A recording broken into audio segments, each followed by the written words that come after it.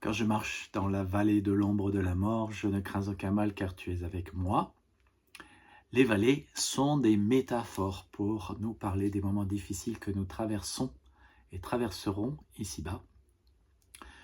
On a vu ce que nous savons bibliquement des vallées. Elles sont impartiales, elles sont imprévisibles, elles sont diverses et variées. Et on a vu que nous pouvons nous préparer. Alors, nous pouvons nous préparer aux choses difficiles que nous traverserons. Et nous avons vu jusqu'à maintenant 3 vallées. Alors, la première, vous vous souvenez, j'espère, et je vais vous référer aux autres vidéos. Donc, regardez les autres vidéos. On a vu d'abord la vallée de Siddim, c'est la vallée de l'échec.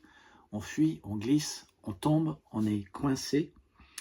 La vallée d'Eshkol, qui est la vallée de la peur, avec comme alternative soit j'agis par la peur, soit j'agis par la foi, soit j'avance, soit j'abandonne, sachant que si j'abandonne, je repars pour tourner en rond dans ma vie.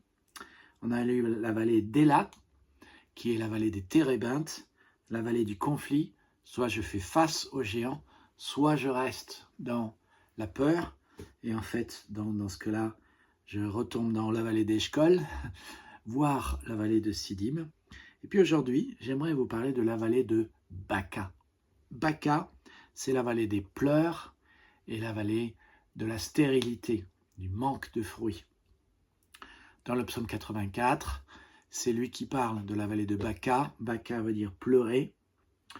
Dans les faits, il y a bien une vallée réelle de Baka, qui est une terre sèche, poussiéreuse, aride.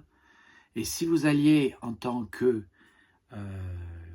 pèlerin à Jérusalem, eh bien vous devriez passer par la vallée de Baka.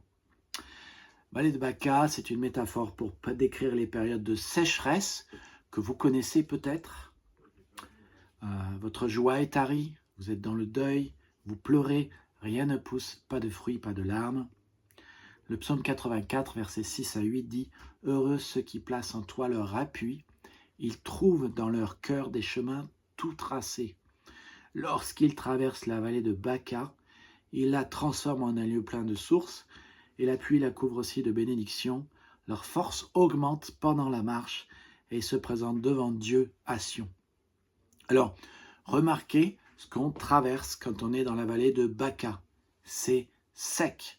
Vous êtes peut-être sec en sentiment, vous n'avez plus de sentiments. Vous êtes sec, vous ne vous sentez pas proche de Dieu. Vous êtes sec, vous vous sentez proche de personne. Vous êtes sec, vous n'arrivez pas à avoir des fruits. Vous faites des gestes mécaniques dans votre vie. Vous n'avez plus de joie, plus d'énergie, plus de déprime. C'est le deuil et c'est les pleurs. Mais, et ça c'est ce que dit le psaume 84, lorsque vous placez en Dieu votre appui, lorsque vous le prenez comme appui, tout change.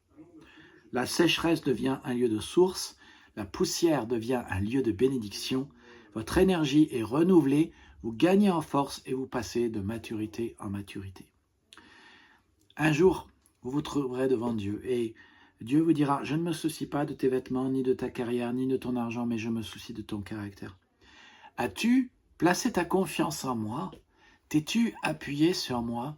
As-tu grandi en force lorsque tu étais sur la terre? As-tu grandi en caractère? Si oui, la foi a transformé votre lieu aride en un lieu de source, votre lieu de poussière en un lieu de joie. Si oui, vous avez trouvé du rafraîchissement et vous avez vu ce que Dieu a fait dans votre vie. Même dans ces vallées de chagrin que vous traversez et traverserez, Dieu changera vos larmes en joie. J'ai lu un article sur le fondateur de l'armée du salut. Il a envoyé un homme aux États-Unis pour évangéliser les gens. Ce gars qui est parti pour évangéliser n'arrêtait pas de lui dire « J'ai tout essayé. J'ai essayé la prière, j'ai essayé la musique, j'ai essayé les services, j'ai essayé les attractions spéciales. Personne ne s'est intéressé à entendre la bonne nouvelle. » Et William Booth, le fondateur de l'armée du salut, lui a répondu 3 mots sur un télégramme. « Essayez de pleurer. » Et lorsque vous vous mettez vraiment à pleurer, lorsque vous vous souciez vraiment des choses et que vous appuyez vraiment sur Dieu, alors Dieu passe à l'action. Psaume 84, versets 6 et 7 dit « Heureux ceux dont la force vient du Seigneur. Heureux ceux qui placent en toi leur appui. Lorsqu'ils traversent la vallée de Baca, ils la transforment en un lieu plein de sources. » Donc, je redis ce qu'on a vu depuis le début. Ces vallées sont inévitables, elles sont impartiales, elles sont imprévisibles, mais vous les traverserez.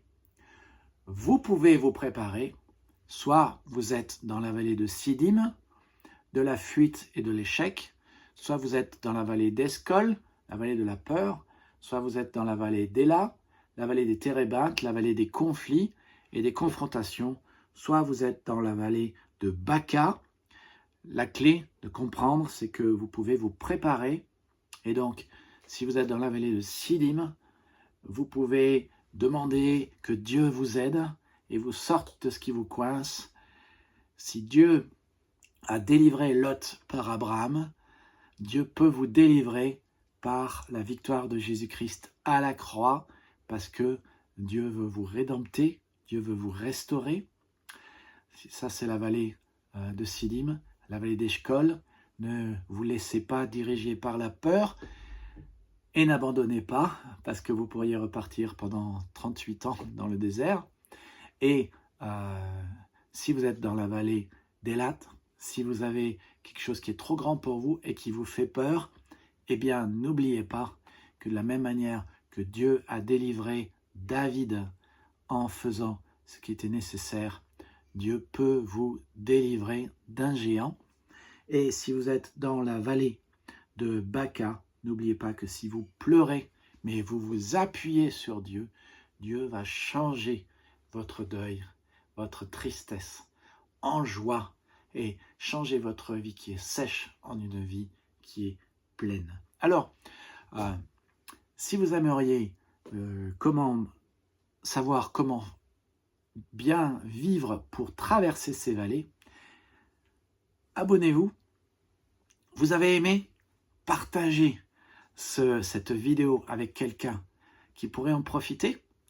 Likez, abonnez-vous, rejoignez-nous. Nous sommes une église qui suit Jésus-Christ et qui se réunit le dimanche après-midi à 16h. Que Dieu vous bénisse et à bientôt.